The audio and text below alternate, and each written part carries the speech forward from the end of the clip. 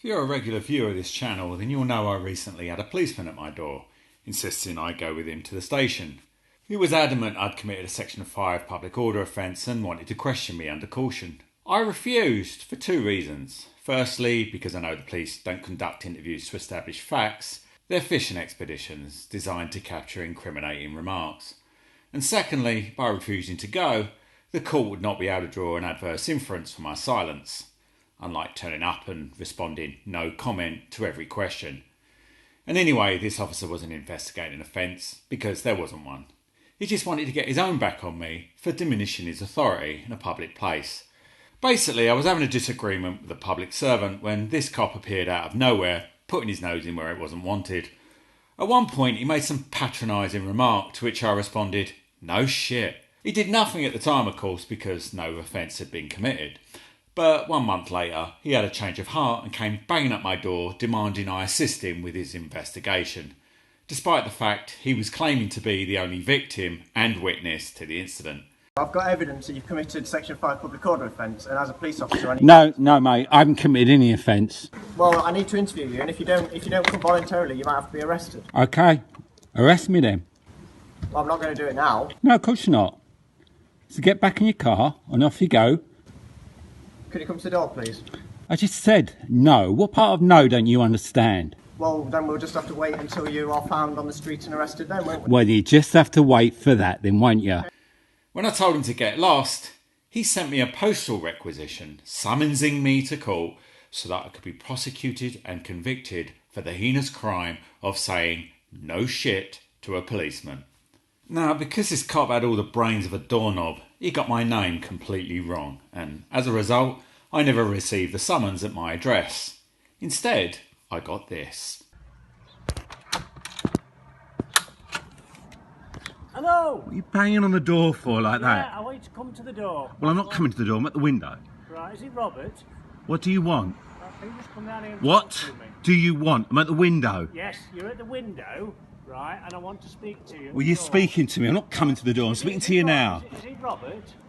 What I need to know do who you I'm want? speaking to, don't I? What do you want? Until I know who I'm speaking to. Right, you got one last chance. What do you want? I'm shutting the door. I'm shutting the window. Right, okay, well, we may force entry then. Because at this moment in time, I suspect you're Robert Willis. Under what power Right? do you And at have the to moment force in entry? time, The court have issued a warrant for your arrest. Let's see the warrant.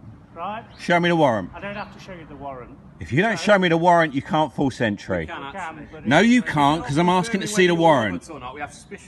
Listen, I've asked to see the warrant. If you don't show me the warrant, you can't force entry. You're not going to mug me off. There is a warrant out for your arrest. Well, let's see the warrant then. Well, let's force entry to your address if you're not willing to come down and speak to us. No, show me the warrant. Why are you being unreasonable? Why don't you want to come You're the one being unreasonable because you won't show me a piece of paper. It's an abuse of your power. You do it all the time. If there's a warrant out for your arrest... Right, then shut bring up, the you piece of- moron. All right. You going to show me the warrant or what? You going to show me the warrant? You going to show me the warrant? Well, go get the warrant, come back, show it to me, I'll come out. That's fair. Now, I know that they don't have to show a copy of a bench warrant when it's issued by the court, but they are police officers, and I would never take their word for anything. I held out, insisting they go get a copy of the warrant, until these two showed up with a battering ram. I was then arrested, cuffed and driven to Grand Central Stupid, where I was thrown in a cell for 4 hours. I was denied access to a solicitor and then thrown in a prison van for another hour before being delivered directly to the cells at the magistrates' courts. There I was held for another 3 hours before I was finally brought up before Derby's biggest bastard of a judge, District Judge Meechan, who thinks anyone who dares plead not guilty in his courtroom is a time-wasting liar who should be denied their right to a fair trial. Not only did this decrepit bag of pus interrupt me every time I tried to speak, roll his eyes at me and tut, when I told him I'd be representing myself, he instantly slapped a Section 36 order under the Youth Justice and Criminal Evidence Act to prevent me from cross-examining my accuser, an order usually reserved to prevent rapists and paedophiles from cross-examining their victims, not to protect vindictive cops from having to justify a malicious prosecution. As well as being prevented from cross-examining Officer Snowflake, he was allowed to give evidence via video link as well, just to be on the safe side, When I pointed out how ridiculous this all was to the judge, he just shouted me down. But he wasn't the only person outraged by my not guilty plea.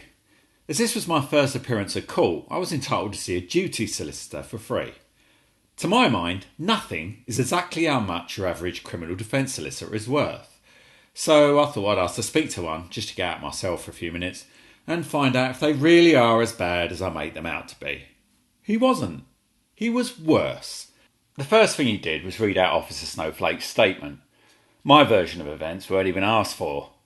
When I told him I was pleading not guilty, he almost fell off his chair.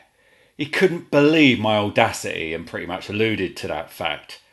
But this is a fairly typical attitude of solicitors, to automatically believe the client's guilty just by virtue of the prosecution's evidence and without any interest whatsoever in the defendant's version of events. This is because defence solicitors are incentivised by the legal aid agency to get early guilty pleas from their clients.